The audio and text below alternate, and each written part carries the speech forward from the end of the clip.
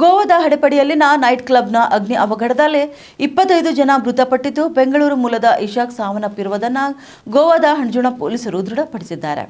ಬೆಂಗಳೂರಿನಿಂದ ಪಣಜಿಗೆ ಬಂದು ನಂತರ ಇಲ್ಲಿನ ಆರ್ಪುರ ನೈಟ್ ಕ್ಲಬ್ಗೆ ಬಂದಿದ್ದ ಇಶಾಕ್ ಕ್ಲಬ್ನಲ್ಲಿ ಘಟನೆ ನಡೆಯುವ ಮುಂಚೆ ತೆರಳಿದ್ರು. ಆದರೆ ಕ್ಲಬ್ನಲ್ಲಿ ಮೊಬೈಲ್ ಬಿಟ್ಟು ಬಂದ ಕಾರಣ ಮರಳಿ ಕ್ಲಬ್ಗೆ ಪ್ರವೇಶ ಮಾಡಿದ್ದಾರೆ. ಈ ವೇಳೆ ಕ್ಲಬ್ನಲ್ಲಿ ಉಂಟಾದ ಶಾರ್ಟ್ ಸರ್ಕ್ಯೂಟ್ನಿಂದ ದಟ್ಟ ಹೊಗೆ ತುಂಬಿ ಹೊರಬರಲಾಗದೆ ಅಲ್ಲಿಯೇ ಸಿಲುಕಿ ಸಜೀವ ದಹನರಾಗಿದ್ದಾರೆ.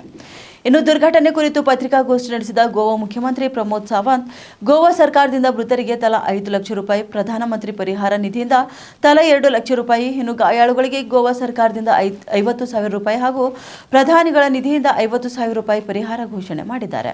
ಇನ್ನು ನೈಟ್ ಕ್ಲಬ್ನಲ್ಲಿ ನಡೆದ ಕೆಲವರ ಗುರುತು ಮಾತ್ರ ಪತ್ತೆಯಾಗಿದ್ದು, ಇವರ ಮೃತದೇಹಗಳನ್ನು ಅವರ ಮನೆಗೆ ಕಳಿಸುವ ಖರ್ಚನ್ನು ಸರ್ಕಾರವೇ ಭರಿಸಲಿದೆ. ಇದಕ್ಕಾಗಿ ಪೊಲೀಸ್ ಎಸ್ಡಿಎಂ ಸಮಿತಿ ಕೂಡ ಸ್ಥಾಪನೆ ಮಾಡಲಾಗಿದೆ. ಈ ದುರ್ಘಟನೆ ಬಳಿಕ ಎಲ್ಲ ನೈಟ್ ಕ್ಲಬ್ಗಳ ಆಡಿಟ್ ನಡೆಸಿ ಹೊಸ ಮಾರ್ಗಸೂಚಿಯನ್ನು ಬಿಡುಗಡೆಗೊಳಿಸಲಾಗುತ್ತದೆ. ಇನ್ನು ಇದಕ್ಕಾಗಿ ಸಮಿತಿ ರಚನೆ ಮಾಡಲಾಗಿದೆ. ಇನ್ನು ಘಟನೆ ಸಂಬಂಧ ಹಣಜುಣ ಪೊಲೀಸರು ಕೂಡ 4 ವ್ಯವಸ್ಥಾಪಕರನ್ನ ಬಂಧಿಸಿದ್ದಾರೆ. ಕ್ಲಬ್ ಮಾಲೀಕ ಸೌರಭ್ ಲುಥೇರಾ, ಗೌರವ್ ಲುಥೇರಾ ವಿರುದ್ಧ ಪ್ರಕರಣ ದಾಖಲಿಸಿಕೊಂಡಿದ್ದಾರೆ. ಈಗಾಗಲೇ ಹಲವರನ್ನ ವಶಕ್ಕೆ ಪಡೆದು ತನಿಖೆ ಕೈಗೊಳ್ಳಲಾಗಿದೆ ಎಂದು ಪ್ರಮೋದ್ ಸಾವಂತ್ ತಿಳಿಸಿದ್ದಾರೆ.